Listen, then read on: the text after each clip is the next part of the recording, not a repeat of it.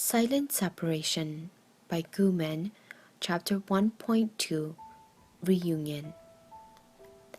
After shooting a session, Xiao Xiao waved her hand. "We will stop here for today." "But Xiao Xiao, there's more," her agent eagerly said. "Stop here," Xiao Xiao said firmly, then turned to speak to Mosheng. "We will go for a cup of tea. For this long-awaited reunion, we ought to go for a drink, but unfortunately, recently, there is something wrong with my stomach, so there's no choice but to drink coffee." A cup of coffee is good, or you should drink milk." Mosheng did not know what to say. There were too many things she wanted to ask, but did not know where to begin. Health is very important to dieting, so it should be done in moderation. Mosheng tried to find a neutral topic. "I never go on diet," Xiao Xiao smiled faintly. "I'm an alcoholic." "Xiao Mei." Mosheng was shocked by her friend's mistreatment of her own body. She anxiously reached out to take her hands. Why did Xiao Mei become like this? Xiao Xiao reflectively pushed away the hand. Mosheng was stunned. The atmosphere turned awkward and quiet. After a while, Mosheng said softly, "You've changed a lot." "Yes. Do you still remember my crush when I was a freshman?" Xiao Xiao spoke of her own story coldly. "One day I told him I liked him. He accepted, but he did not love me. After that, Xiao Mei died. I'm now Xiao Xiao." Xiao Xiao's words were like carving into the heart. Mosheng felt distressed and was not able to ask anything else. After a while, Xiao Xiao coldly mocked. "You have not changed much, still a hypocrite displaying insincere affection. How could you be willing to come back from the glittering United States?" Her words somewhat hurt Mosheng, but thinking about it, after all, she was in the wrong first. That year she left without a word, and did not keep in touch for 7 years, so she was the one who did not value their friendship. "At that time, I left in a hurry." "You do not need to say that to me," Xiao Xiao interrupted her. "You should say those words to Yichen." "Yichen? How come he is mentioned?" Mosheng remembered that day, he and Yichen behaving like a couple at the supermarket. "I think he does not care." "Does not care? Do you think everyone is like you, so unfeeling and heartless?" Xiao Xiao's voice became agitated. "The first few days when you went missing, he looked for you until he nearly went crazy. Later, he just waited all day downstairs in the dormitory. But what did he get in the end?" Xiao Xiao's eyes coldly accused her. "A few people came to take all your stuff away. Then they told him and us that you have gone to the United States and may never come back." "Mosheng, you were very cruel." Xiao Xiao paused and then said, "I will never forget the way he looked at that time. Like a person falling off a cliff, his face dark and empty, extremely despaired until people could not bear to see. He is such a proud person, but to actually look like that." Mosheng listened until she was muddle-headed. Did that really happen?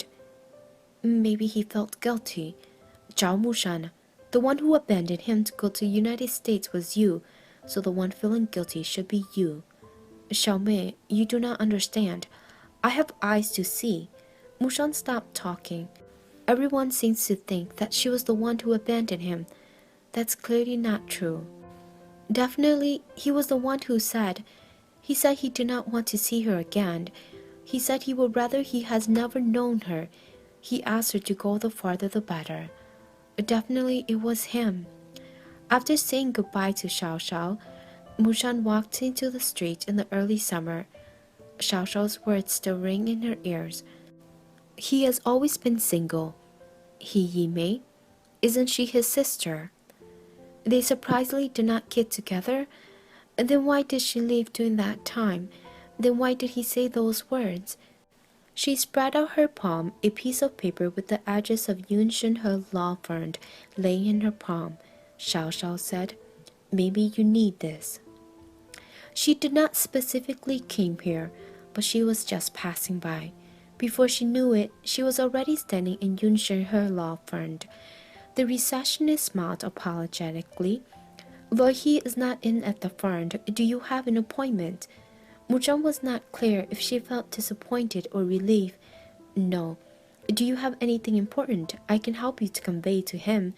Or the receptionist looked at the clock on the wall. You can wait as though he should be back soon. There's no need. I will come again. Mushan walked away and then turned back. This is Loy He's wallet. Please help me to return it to him. Thank you. An outcome not so bad. As the faith was shallow, no wonder the love was not deep. Ashin, what is the difference when you work abroad compared to work in China?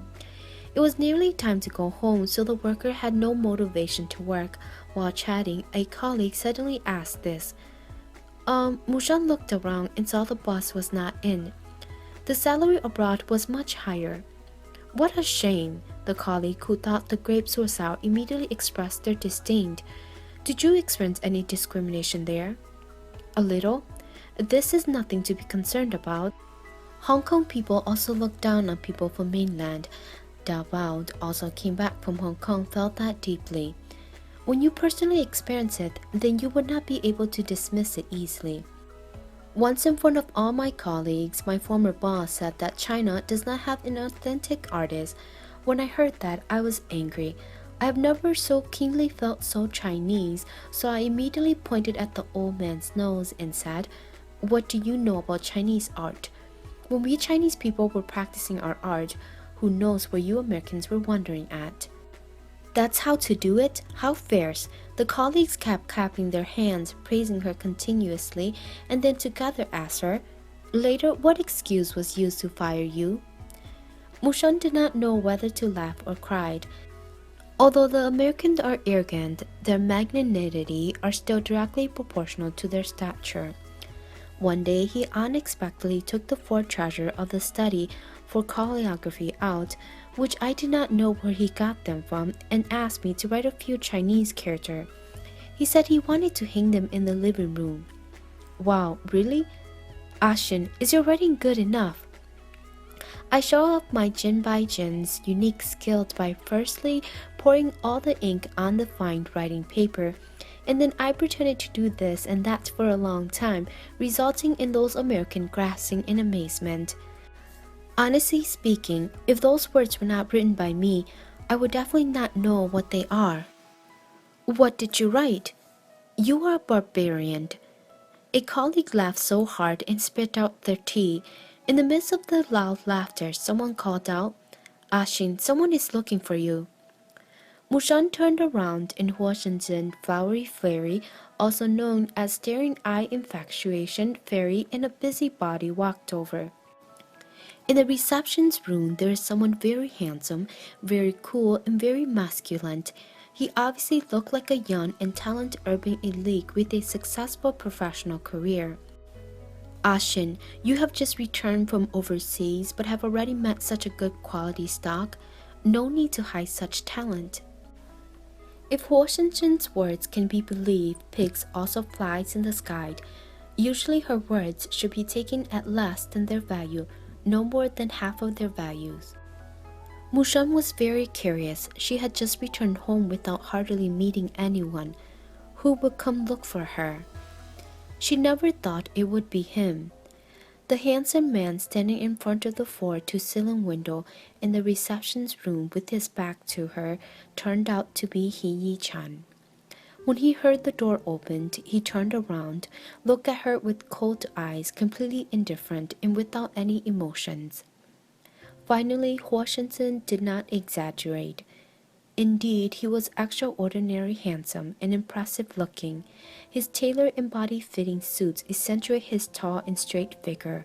He looked just like before, full of confidence, calm and collect, but also with something like aloofness that made people uncomfortable. She was left totally speechless. In contrast, he looked cool and calm, nodded his head to greet her. "Miss Zhao?" "Miss Zhao?" Mushan really wanted to smile, but it was just too difficult. Mr. Gesturing to a chair, Mushan said, "Please sit down." She took out the tea leaves and looked down to conceal her expression. She was unable to look indifferent like him, so she can only hide her stir-up emotion. "What do you want to drink?" "Thank you, no need." His eyes were cold. "After I say a few words, I will leave immediately." So you came to see me? How did you know I'm here? He paused for a few seconds before speaking. It is Xiao Xiao. I'm her lawyer. What is the matter? His tone of voice appeared to be chilling. Miss Zhao came to my law firm 3 days ago and said that she would come back, but after some time she still have not come by. I have no choice but to personally come to visit her. Mosheng was surprised, raised her head and met his luminous eye. How do you know? She did not leave her name, so how did he know she was the one to return his wallet? Miss Zhao, I can reason like any normal person, he said mockingly. Probably those who are loyal also have this kind of ability to reason like a normal person. Mushan stared at the wall. I did go to return the wallet. Since you have already received it, you do not need to make a trip here. Yichen's eye flashed. Besides returning the wallet, there's no other matters. What other matters? Mushan was in daze. There's nothing else. Very good. There seemed to be a trace of disappointment in his eyes. He walked and stood in front of her. But I have a matter. He took out the black wallet and put it in front of her. Inside the wallet, it was supposed to have a photo. Miss Zhao, do you know anything about that? Of course. Mushan lowered her head. Really? I did not notice. Oh? The inside of the wallet had nothing but money. 'Tis how did Miss Zhao know it was my wallet? Mushan was dumbstruck and unable to reply. She almost forgot he is a lawyer, someone good at spotting all the loopholes in other people's words. Want to deceive him? It would be best to realize one's own capability first. He half rose out of his chair. Miss Zhao, can you return the photo to me? Suddenly, Mushan felt baffled. What did he mean? On one hand, he put on a "you are a stranger" look, yet on the other hand asked for her photo. The person in the photo is me, so why should I give it to you? Miss Zhao, I advise you not to discuss ownership legally with the lawyer, Yichen said coldly. Mushan was discouraged as she was not familiar with Yichen like this and unable to deal with it. The photo is not here. Give it to me tomorrow. Tomorrow I have Miss Zhao. Yichen interrupted her. I think both of us do not want to have too many entanglements with each other. Let's end this quickly. End this quickly? Mushan was silent for quite a while. What do you want that photo for? Who knows? Yichen gaze darkened. Maybe I want to keep it with me, to constantly remind me about that part of my stupid past. Stupid. Yes. Ah, so stupid. She even had some expectation. Yichen wouldn't have to make a decision. I will come to get it tomorrow.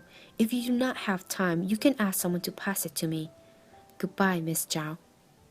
He moved forward to leave. When his hand was grasping the door handle, he heard Mushan say from behind, Wait, tomorrow I will send it over. Good.